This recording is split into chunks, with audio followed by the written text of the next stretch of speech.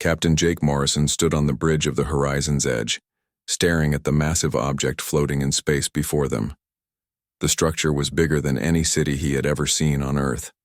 It was dark and silent, with strange metal surfaces that seemed to absorb the light from nearby stars. "How old do you think it is?"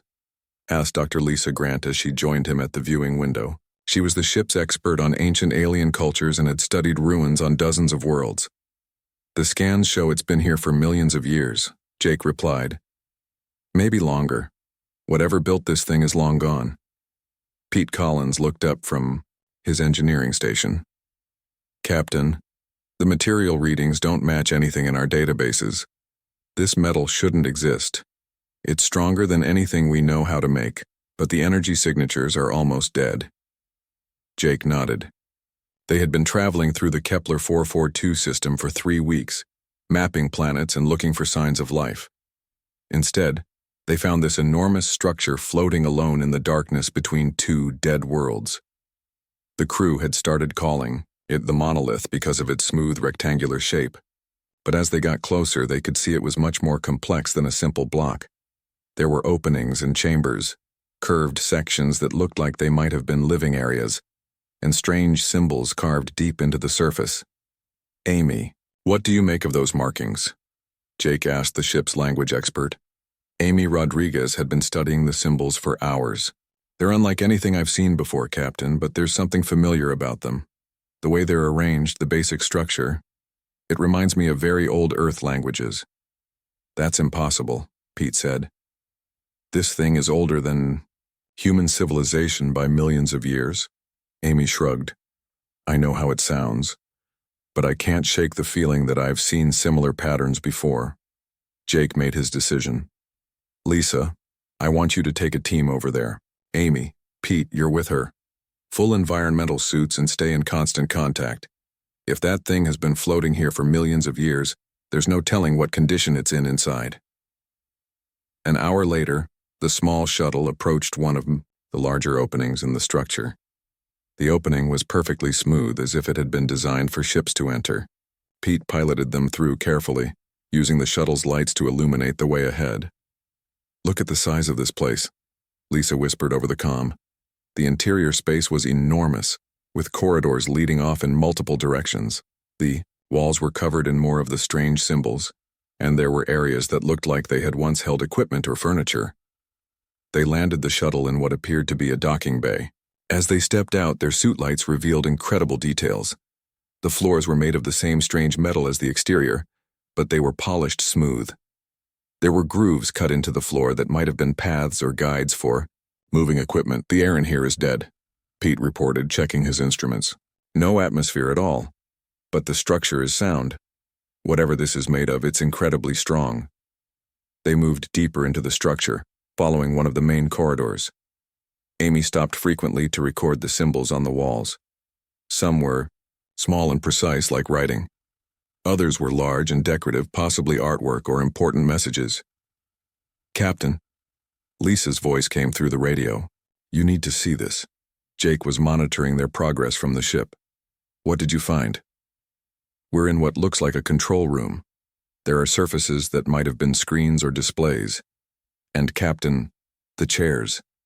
They're built for beings about our size and shape." That was strange.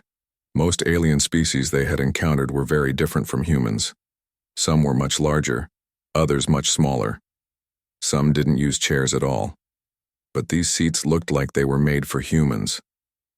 "There's more," Amy added. "The symbols in here are different, more complex. But Captain, I'm starting to recognize patterns. These aren't completely alien languages. There are elements that match very old Earth scripts." Jake frowned. "How is that possible?" "I don't know. But I'm going to need more time to study them." They continued exploring for several hours. The structure was massive, with hundreds of rooms and corridors. Some areas looked like living quarters, with spaces for beds and personal belongings. Others appeared to be workshops or laboratories. Everything was empty and covered in the dust of ages. But the most disturbing discovery came when they found what looked like a library or data storage center. The room was filled with devices that might have been computers or information storage systems. They were dead now, but Amy could see that the symbols on them were even more complex and detailed. "Captain," she said quietly, "I need to be very careful about what I'm going to say, but these symbols, I think I can read some of them." "What do they say?" Amy hesitated. "It's hard to be sure. The language is very old and complex. But some of these markings, they look like they might be names. Human names." Pete stopped working on his equipment scans. "That's impossible." "I know it sounds crazy," Amy said. "But look at this symbol here. If I'm reading it correctly, it could be David or something very close to it. And this one might be Sarah or Sarah." Lisa was examining what looked like personal quarters. "The proportions of everything in here match human measurements. The doorways are the right height. The furniture is the right size. Even the layout of the rooms feels familiar." Back on the ship, Jake was getting reports from his other officers. The communications officer, Dan Murphy, had been monitoring galactic news channels. "Captain, word is getting out about our discovery. The Zephyrian Council is asking for detailed reports. So is the Valkyrian Empire." Jake wasn't surprised. Any discovery of ancient alien technology always interested the major galactic powers, but he was starting to get a bad feeling about this one. "Sir," Dan continued, "I'm also picking up some disturbing chatter. Several species are using the word ancients when they talk about our discovery, and they don't sound happy about it. The ancients were a legend throughout the galaxy. Every spacefaring species had stories about them. They were described as incredibly powerful beings who had traveled between the stars millions of years ago. Some species worshipped them as gods, others feared them as monsters who might one day return. Most scientists believe the ancients were just myths, stories that primitive cultures created to explain ancient ruins and artifacts. But Jake was starting to wonder if there might be more truth to the legends than anyone realized. "Captain?" Lisa's voice crackled over the radio. "We found something else, a large chamber deeper in the structure. It looks like it might be some kind of central hub or command center. But Captain, it's huge. And there are more symbols here than anywhere else we've seen." "Are they the same type?" "Some are, but there are new ones too. Amy thinks she might be able to make sense of them, but she needs time and proper equipment." Jake made another decision. "Come back to the ship. We're going to set up a proper research station. This discovery is too important to rush." As the shuttle returned to the horizon's edge, Jake stared out at the massive structure. If the legends were true, if this really was built by the mysterious ancients, then they had stumbled onto one of the most important discoveries in galactic history. But he couldn't shake the feeling that Amy was right about the symbols. And if she was right, if there really were human names and human languages carved into this ancient structure, then everything they thought they knew about human history was wrong. The implications were staggering and potentially dangerous. If other species believed that humans were connected to the feared ancients, it could change everything about humanity's place in the galaxy. Jake just hoped they could find the truth before that truth found them. Dr. Amy Rodriguez had not slept for 3 days. She sat in her small office aboard the horizon's edge, surrounded by papers covered with strange symbols. Her computer screen showed dozens of images from inside the ancient structure. Coffee cups and food containers littered her desk. "Amy, you need to rest," said Dr. Lisa Grant as she entered the office. "You're going to make yourself sick." "I can't stop now," Amy replied without looking up. "I'm so close to understanding these symbols. Look at this pattern here. It appears in 17 different locations throughout the structure. And this one shows up 43 times. Lisa sat down across from her friend. "What do you think they mean?" "That's the problem. I think I know what some of them mean, but it's impossible. These symbols are millions of years old. They can't say what I think they say."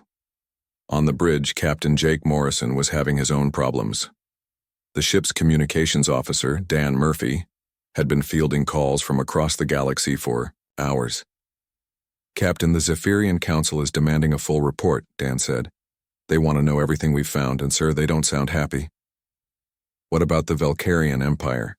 They're being more quiet, but their ships are moving. Intelligence reports suggest they're sending a fleet toward this system. Jake rubbed his forehead. How long until they arrive?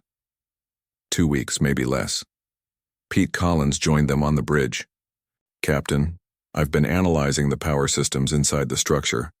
The good news is that some of them are still working. The bad news is that they're working with technology I don't understand. What do you mean? The power source is completely alien, but the way it's distributed through the structure follows patterns I recognize. It's like someone took human engineering principles and applied them to technology that's thousands of years ahead of what we can build. Jake frowned. That doesn't make sense. I know, sir, but that's what the data shows. Whoever built this thing understood energy distribution the same way we do, but they had access to power sources we've never seen. In her office, Amy was making a breakthrough.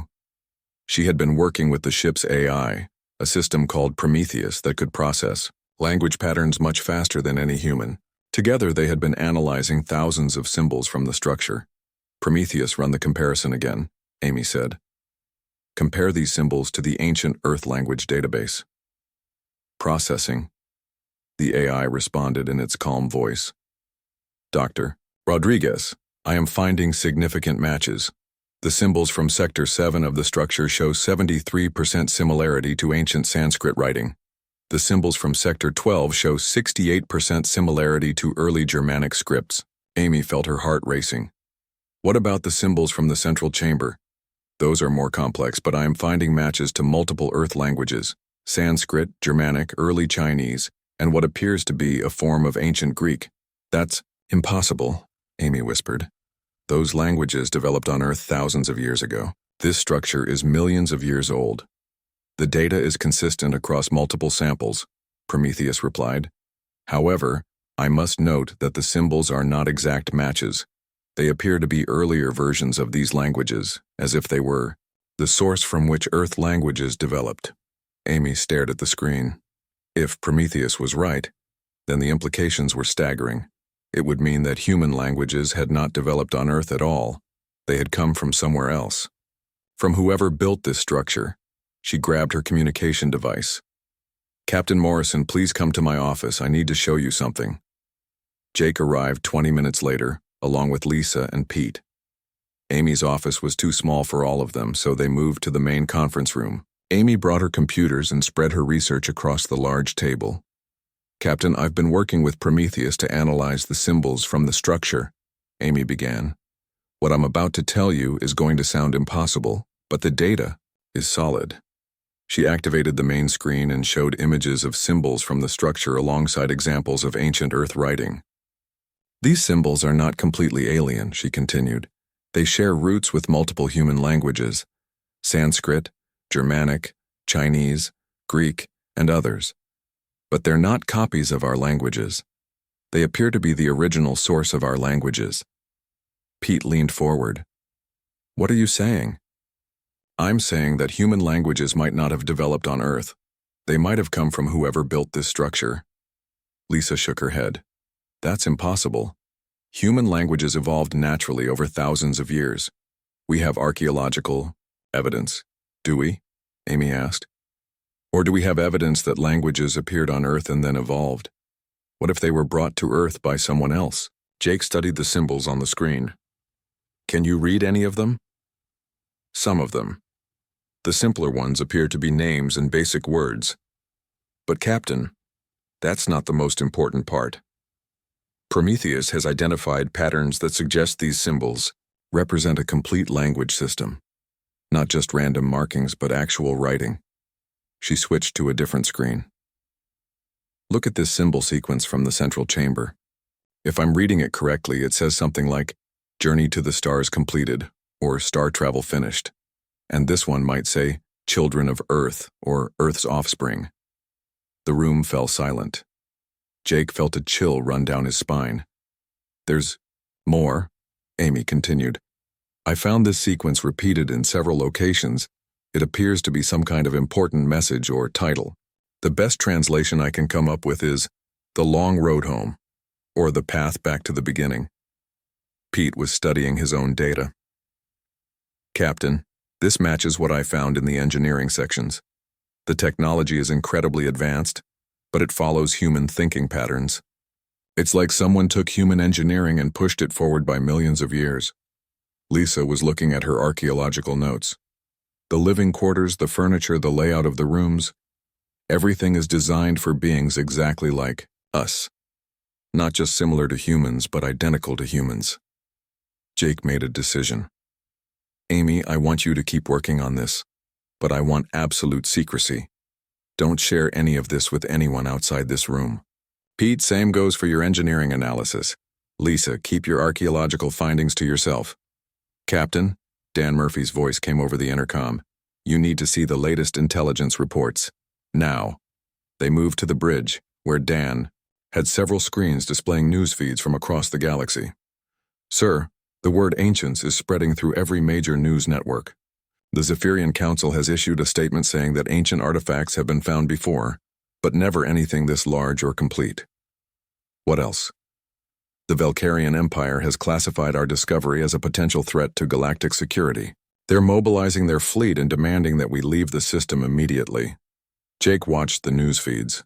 Every species in the galaxy seemed to be talking about the discovery, and none of them looked happy about it. Captain, Dan continued, I've been monitoring deep space communications. Several species are using phrases like the return of the ancients and the awakening of the old ones. Sir, they're scared. Scared of what? According to the legends, the ancients were incredibly powerful. They could travel between stars when most species were still primitive. They built structures that lasted millions of years, and according to some stories, they could control entire solar systems. Amy spoke up. Captain, if the symbols I'm reading are correct, and if this structure really was built by the beings that the galaxy calls the ancients, then we need to be very careful about what we do next. Why? Because every species in the galaxy fears the ancients, and if they find out that humans might be connected to them, they're going to view us as a threat. Jake looked around at his crew. They had made one of the most important discoveries in galactic history, but instead of being celebrated, they might end up being hunted. How long do we have before the Valkyrian fleet arrives? 10 days, maybe less, Dan replied. And the Zephyrians? They're sending a diplomatic mission, but it's backed by 3 warships. Jake made another decision. We're going to continue our research, but we're also going to prepare for the worst. If what Amy is finding is true, then we're not just dealing with an archaeological discovery. We're dealing with something that could change humanity's place in the galaxy forever. He looked at each of his crew members, and that change might not be a good one. Dr. Amy Rodriguez stood before the massive data repository in the central chamber of the ancient structure. After 5 days of careful work, she had finally managed to connect her translation equipment to the alien systems. The moment she activated the interface, the chamber filled with a soft blue light. Captain, are you seeing this? Amy spoke into her communicator. She was wearing a full environmental suit, but her voice was filled with excitement and fear. Captain, Jake Morrison watched the feed from the ship's bridge. We see it, Amy. What's happening? The system is responding to my translation protocols. I think it's trying to communicate with us. Pete Collins was monitoring the energy readings from his engineering station. Captain, the power levels in that structure just increased by 400%. Whatever Amy did, she woke something up. Suddenly, the air in the chamber shimmered. Holographic images began to appear around Amy. She stepped back in surprise as 3-dimensional figures materialized in the space before her. The figures were people, human people. Amy stared in shock at the holographic humans walking around the chamber. They were dressed in clothing she had never seen before, but their faces, their bodies, their movements were completely familiar. They looked exactly like modern humans. Captain, Amy whispered, you need to see this. What is it? They're human. The beings in these recordings. They're human. Jake felt his heart stop. That's impossible. The holographic figures moved through the chamber as if they were still alive. Amy watched as a woman with long dark hair approached what looked like a control panel. The woman was speaking, but Amy couldn't understand the words at first. Prometheus, Amy called to the ship's AI through her communicator. Can you analyze the language these holograms are speaking? Processing, came the reply. Dr. Rodriguez, the language appears to be an early form of the scripts you have been translating. I am attempting to construct a translation matrix, Amy. Watch the holograms for several minutes. There were dozens of people moving through the chamber, all of them clearly human. Men and women of different ages, all working together on various tasks. Some were operating equipment, others were studying displays that showed star charts and planetary data. Dr. Rodriguez, Prometheus announced, I have completed a preliminary translation matrix. Would you like me to translate the holographic? Audio? Yes, do it now. Suddenly, Amy could understand what the holographic people were saying. The woman at the control panel was speaking to a man with gray hair and kind eyes.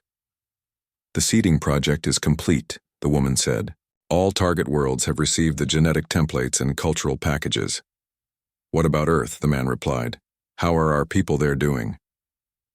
Earth is progressing well. The population is stable and beginning to develop basic agriculture. In a few thousand years, they should rediscover writing and mathematics. Amy's legs felt weak. She grabbed onto a nearby surface for support. Captain, she said in a shaking voice. Captain, you need to hear this. Jake and the rest of the senior crew rushed to the central chamber. When they arrived, they found Amy sitting on the floor, staring at the holograms with tears in her eyes. Amy, what's wrong? Asked Dr. Lisa Grant. They're talking about Earth, Amy replied. These people, these humans, they're talking about Earth like it's one of their colonies. The holographic recording continued. The man with gray hair was now addressing a larger group of people. My friends, he said, we have done everything we can. Our enemies are coming, and we cannot stop them. But we have ensured that humanity will survive. We have planted our genetic code and our knowledge on 100 worlds. Our children will grow up not knowing who they really are, but they will carry our legacy in their blood. A younger man in the group raised his hand. What about the home, fleet? Are we really going to abandon all of our technology? We have no choice, the gray-haired man replied. Our enemy fears us because of our technology. If we hide it away, if we return to being simple farmers and builders, perhaps they will leave our children alone. When our descendants are ready, when they rediscover the stars, the technology will be waiting for them. Jake felt like he was going to be sick. Are they saying what I think they're saying? Amy nodded. They're saying that modern humans are their descendants, that Earth was one of their colony worlds, that they deliberately abandoned their technology and went back to being primitive so their enemies wouldn't destroy humanity completely. The holographic recording shifted to show star charts and technical data. Pete Collins studied the displays with growing amazement. Captain, those are real star maps, and they show human colonies throughout this entire sector of the galaxy. Dozens of worlds. When is this recording from? Jake asked. Amy consulted her translation equipment. Based on the stellar positions shown in their star charts, I estimate this recording is approximately 50,000 years old. Lisa shook her head. That's impossible. Human civilization is only a few thousand years old. No, Amy said quietly. Human civilization on Earth is only a few thousand years old, but these recordings show that humans were already traveling between stars 50,000 years ago. The holographic man was still speaking. We will scatter ourselves across the galaxy. Some of us will maintain our technology and go into hiding, waiting for the day when it's safe to emerge. Others will join the seeded colonies and live simple lives, guiding our children's development from within their communities. What about the ancients? A woman in the group asked. How long will the galaxy fear that name? The gray-haired man smiled sadly. Hopefully long enough for our children to grow strong. Let the other species fear the memory of the ancients. Let them believe we were powerful and dangerous. That fear will protect our descendants until they're ready to reclaim their birthright. The recording ended, and the chamber fell silent. Jake and his crew stood in the darkness trying to process what they had just witnessed. So the ancients, Jake said slowly, the beings that every species in the galaxy fears, they were humans. Not just any humans, Amy replied. Our ancestors, the original human civilization that achieved interstellar travel and advanced technology before any of the current galactic powers even existed. Pete was studying the technical displays that were still active. Captain, if this is true, then there should be other sites like this one, other places where they hid their technology, and other human populations, Lisa added, groups that maintained their technology and have been hiding for 50,000 years. Jake activated his communicator. Dan, get me Admiral Kate Sullivan at Terran Command. Priority 1, encrypted channel. Sir, that will take several hours. To establish a secure connection. Do it now. Jake turned back to his team. We need to understand what we're dealing with here. If these recordings are accurate, then everything we know about human history is wrong. And more importantly, there might be other humans out there with technology far more advanced than ours. Amy was still studying the holographic displays. Captain, there's more. The system is showing me other recordings. Hundreds of them. They documented everything. What kind of everything? Their technology, their history, the war they fought, the locations of their hidden bases, the genetic codes they used to seed primitive worlds. Captain, this isn't just a historical record. It's an instruction manual. Jake felt the weight of the discovery settling on his shoulders. They had stumbled onto the greatest secret in galactic history. Humanity wasn't a young species that had recently achieved space travel. They were the descendants of the most feared civilization the galaxy had ever known. What about their enemies? Jake asked. The ones they were hiding from? Amy accessed another section of the data. According to these records, their enemies were destroyed in the final phase of the war, but it cost both civilizations everything. The enemy is gone, but so was most of human civilization. Until now, Pete said quietly. Until now, Jake agreed. The question is, what do we do with this information? Amy looked at the displays showing the locations of dozens of human colonies and hidden bases. Captain, if we activate these systems, if we send out the signal that the recordings mention, we could contact other human groups that have been waiting for 50,000 years. And if we do that, then the galaxy will learn that the ancients have returned. And based on the news reports we've been getting, that's going to terrify every species in known space. Jake stared at the alien technology surrounding them. Technology that wasn't alien at all, but human. More advanced than anything Earth had ever produced, but unmistakably human in design and purpose. How long before the Valkyrian fleet arrives? 6 days, Pete replied. Then we have 6 days to decide whether we wake up the rest of humanity or keep this secret buried forever. The chamber fell silent again as each of them contemplated the magnitude of their choice. They held the power to change the balance of the entire galaxy, but using that power might start a war that could destroy everything their ancestors had worked to preserve. Captain Jake Morrison was reviewing the ancient star charts when the accident happened. Dr. Amy Rodriguez was in the central chamber, trying to access more historical records from the ancient database. She had been careful for days, slowly learning how to operate the alien systems without triggering anything dangerous. But when she pressed what she thought was a simple data retrieval command, everything changed. The entire structure suddenly came alive with energy. Lights that had been dark for 50,000 years began to glow. Deep within the walls, machinery that had been sleeping started to hum with power. And from the central chamber, a brilliant beam of energy shot out into space. Amy, what did you do? Jake shouted into his communicator as alarms began sounding throughout the horizon's edge. I don't know, Amy replied, panic in her voice. I was just trying to access more records. The system activated on its own. Pete Collins was frantically checking his instruments. Captain, that energy beam is some kind of signal. It's incredibly powerful and it's spreading in all directions across the galaxy. Can we stop it? I don't think so, sir. The power source for this thing is beyond anything we understand. It would take the combined energy output of a dozen Earth cities just to power their basic systems. Dr. Lisa Grant was studying the ancient displays that had suddenly activated throughout the structure. Captain, I think this was supposed to happen. The system seems to be following some kind of automatic program. Jake watched in horror as his communications officer Dan Murphy reported incoming signals from across their local sector of space. Captain, we're receiving responses to that beam. Dozens of them. They're coming from planets and locations that our star charts show as empty space. What kind of responses? They appear to be identification codes, sir. Like someone was waiting for this signal and is now responding to confirm they received it. Amy was studying the ancient database as new information flooded the screens around her. Captain, the signal we sent wasn't just a message. It was an activation code. We just told every hidden human base in this part of the galaxy that it's time to wake up. On the bridge of the horizon's edge, Jake watched as his tactical display began showing new contacts appearing throughout local space. Ships were decloaking, hidden bases were powering up, and signals were being transmitted between locations that had appeared empty just minutes before. How many are there? Jake asked.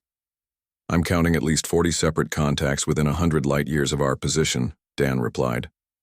And Captain, some of these energy signatures are massive. Whatever these hidden bases have been building for the past 50,000 years, it's big. Meanwhile, the response from the rest of the galaxy was immediate and terrifying.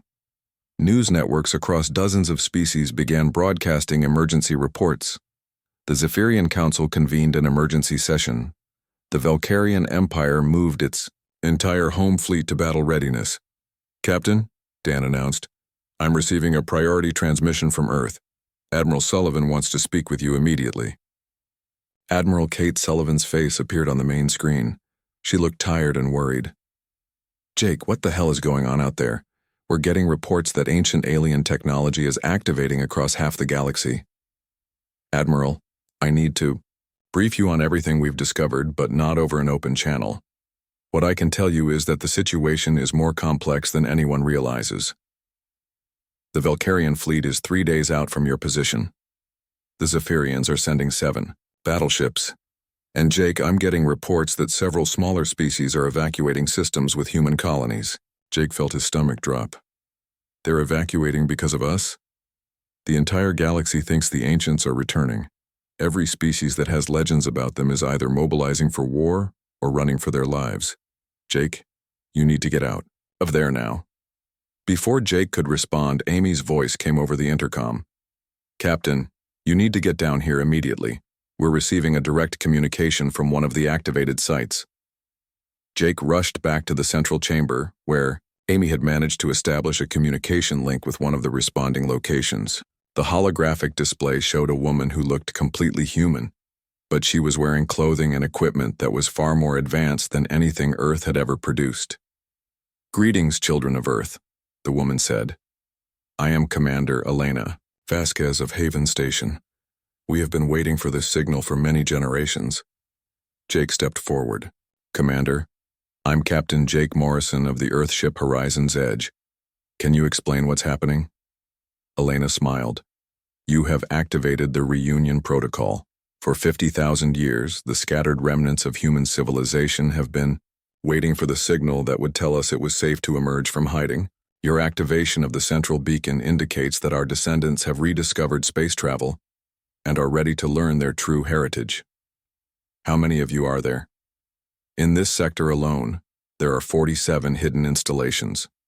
Each one has been developing technology and maintaining our civilization while waiting for this day.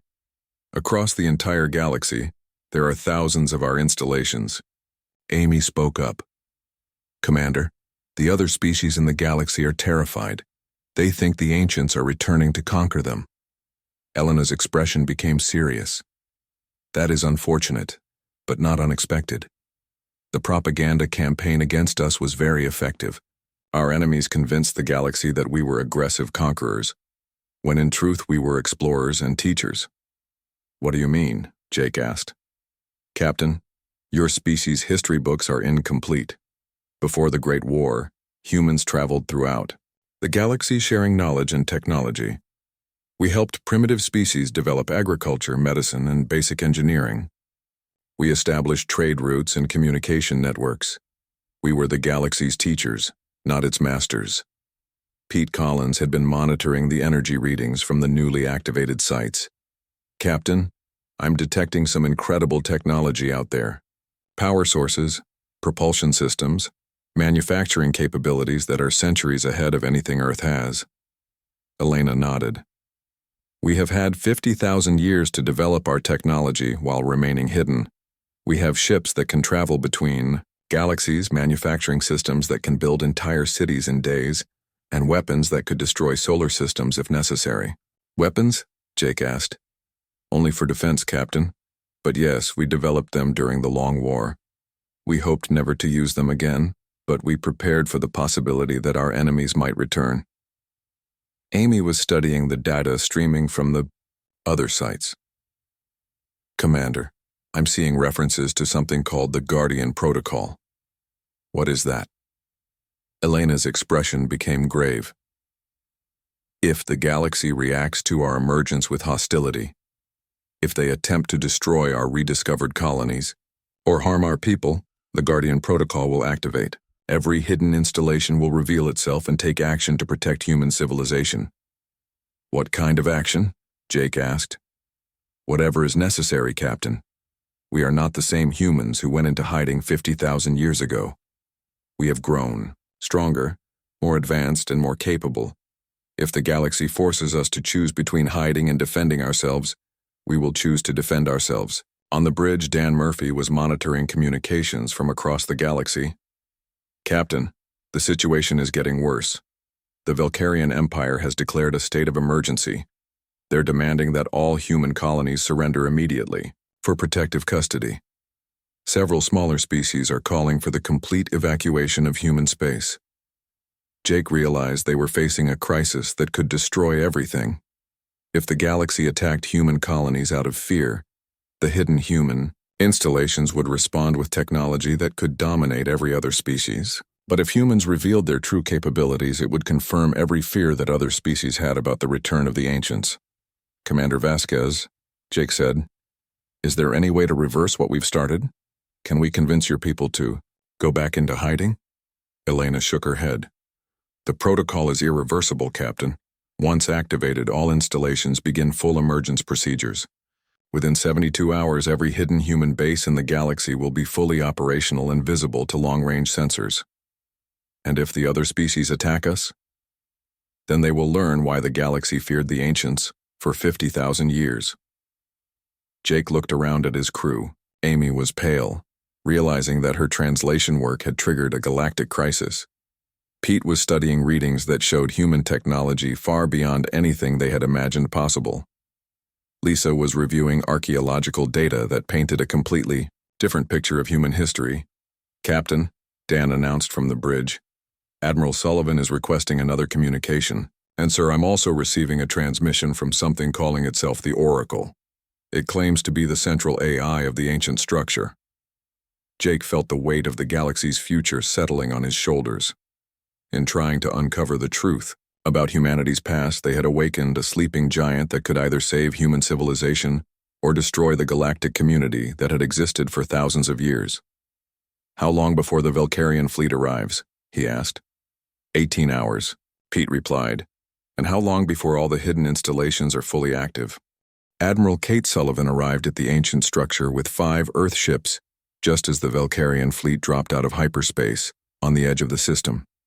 Captain Jake Morrison watched both fleets on his tactical display and knew that the next few hours would determine the fate of humanity and possibly the entire galaxy. Captain, Communications Officer Dan Murphy announced, Admiral Sullivan is requesting permission to come aboard. The Valkyrians are demanding we surrender the structure to them immediately. Jake made his decision. Tell the Admiral she's welcome aboard. Tell the Valkyrians they can wait. 30 minutes later, Admiral Sullivan stood in the central chamber of the ancient structure, staring at the holographic displays that showed the true history of human civilization. Amy Rodriguez had just finished explaining everything they had discovered. So you're telling me, the Admiral said slowly, that every human being alive today is descended from an advanced civilization that deliberately made itself primitive to hide from its enemies? Yes, ma'am, Amy replied. And now that we've activated their beacon system, all the humans who stayed hidden and kept their technology are waking up. Admiral Sullivan looked at the display showing Commander Elena Vasquez of Haven Station. Commander, how many of your people are there? Across the galaxy, Admiral, there are approximately 2 million humans living in hidden installations. We have maintained our civilization and continued developing our technology for 50,000 years while waiting for this day. And you have weapons? Elena nodded. We do. During the Great War, our ancestors developed defensive systems capable of protecting entire solar systems. We have ships that can travel faster than any current galactic technology. We have manufacturing capabilities that dwarf the combined industrial output of all current spacefaring civilizations. Pete Collins was monitoring the approaching fleets. Admiral, the Valkyrians have been joined by Zephyrian ships. I count 37 vessels total, all heavily armed. They're taking up attack positions around the structure. Jake studied the tactical display. What about our hidden installations? Are they responding to the threat? Elena checked her own displays. Guardian Protocol is now active, Admiral. If those fleets attack this structure or any human colony, 47 installations in this sector alone will decloak and respond. Admiral Sullivan rubbed her forehead. Commander, what exactly does respond mean? Whatever is necessary to protect human civilization, Admiral. Our technology is far superior to anything those fleets possess. If they force a confrontation, it will not end well for them. Suddenly, Dan's voice came over the intercom. Captain, I'm receiving a transmission from the Oracle AI. It says it has something important to tell us. The ancient structure's central computer manifested as a holographic figure, an elderly man with kind eyes and a gentle voice. Greetings, Admiral Sullivan. I am Oracle, the guardian intelligence of this facility. I have been waiting 50,000 years to deliver a message to humanity's leaders. What message? Admiral Sullivan asked. The complete historical records of human civilization, including the truth about the war that forced us into hiding and the real relationship between ancient humanity and the other species of the galaxy.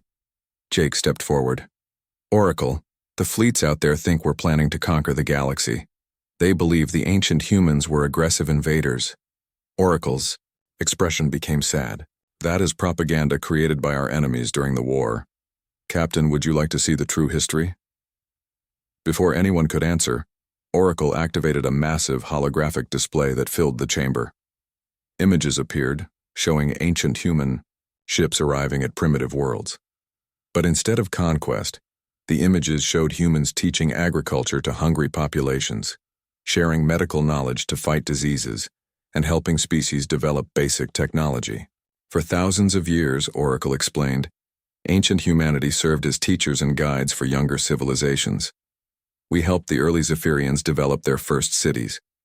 We taught the Valkyrians how to purify water and grow crops. We established trade routes that connected dozens of species. Amy watched in amazement as the images showed humans working alongside alien species, building together, learning from each other. Then what happened? She asked. A species called the Devourers emerged from beyond our galaxy. Oracle continued. They consumed entire worlds, leaving nothing behind. Ancient humanity organized the galaxy's defense against them. We shared our most advanced weapons technology with other species and led the fight to drive the Devourers back. The holographic display showed massive space battles, with human ships fighting alongside Zephyrian and Valkyrian vessels against terrifying alien machines. We won, Oracle said, but the cost was enormous. The Devourers were destroyed, but so was most of our fleet and many of our colonies. In the aftermath, some species began to fear that humans had become too powerful. They spread stories that we had started the war ourselves, that we were the real threat to galactic peace. Admiral Sullivan studied the images. So ancient humanity went into hiding to avoid a civil war with the species you had helped save? Exactly. Rather than fight our former allies, we chose to scatter and wait. We seeded primitive worlds with human populations who would develop naturally, while small groups maintained our technology in hidden bases. Jake understood now. You were hoping that when humanity rediscovered space travel, we would be able to rejoin the galactic community peacefully. That was the plan, Oracle replied. Unfortunately, the fear and propaganda about the ancients has persisted for 50,000 years. The current galactic powers still believe we were conquerors, rather than protectors. Dan's voice interrupted them. Admiral, the Valkyrian commander is demanding to speak with you. He says they have orders to secure the ancient technology and place all humans in protective custody. Admiral Sullivan activated her communicator. This is Admiral Sullivan of the Terran Navy. I'll speak with the Valkyrian commander. The main display switched to show a large alien with multiple arms and angry red eyes. Admiral, I am Fleet Commander Zaxxon. You will surrender that structure immediately and submit to protective custody. The return of the ancient technology poses a threat to galactic security. Commander Zaxxon, we have done nothing threatening. We're simply studying historical artifacts. Those artifacts contain weapons technology that could destroy civilizations. We cannot allow humans to possess such power. Elena Vasquez stepped into view of the communication system. Fleet Commander, I am Elena Vasquez, representing the hidden installations of ancient humanity. I want you to understand that we have no desire for conflict. Zaxxon's eyes widened when he saw Elena's advanced equipment. You are one of them. One of the true ancients. I am human, Commander, just as these people are human. We are all part of the same species that helped your ancestors build their first cities and taught them to reach for the stars. Lies. The ancients were conquerors and destroyers. Oracle stepped forward. Commander Zaxxon, I can provide you with complete historical records proving that ancient humanity helped your species develop spaceflight technology. Your own archives contain references to the star teachers who guided your civilization's early development. Jake watched as confusion spread across the alien commander's face. Star teachers? The beings your people remember in their oldest legends. The ones who taught your ancestors about agriculture, medicine, and technology. Those were humans, Commander. Ancient humans who wanted to help younger species reach their potential. Admiral Sullivan made her decision. Commander Zaxxon, I'm going to transmit the complete historical records to your fleet. I want you to see the truth about what ancient humanity really was. This could be a trick. Elena spoke up. Commander, if we wanted to trick you, we would not need to. Observe. She activated a control on her advanced equipment. Suddenly, dozens of massive ships appeared around the Valkyrian and Zephyrian fleets. The hidden human vessels had been cloaked, but now they revealed themselves in all their technological superiority. These ships could destroy your entire fleet in minutes, Elena said calmly. But they won't, because that is not who we are. We reveal ourselves now only to prove that we have the power to harm you, but choose not to use it. Commander Zaxxon stared at the tactical display showing the human vessels. Each one was larger and more advanced than anything in his fleet. If you truly wanted peace, he said slowly, why did you hide such power? Jake answered, because 50,000 years ago, the galaxy feared our ancestors' power and chose to believe lies about them rather than remember the truth. We hoped that this time would be different. Oracle began transmitting the historical records to every ship in both fleets. For the next hour, alien crews watched the true story of ancient humanity unfold. They saw humans teaching, building, protecting, and sacrificing themselves to save other species from the devourers. Finally, Commander Zaxxon spoke again. These records, if they are true, they are true, Admiral Sullivan replied. Commander, humanity doesn't want to conquer the galaxy. We want to rejoin it. We want to continue what our ancestors started, helping all species reach their potential and protecting the galaxy from external threats. Elena added, the technology we've developed over 50,000 years could benefit everyone. Faster ships,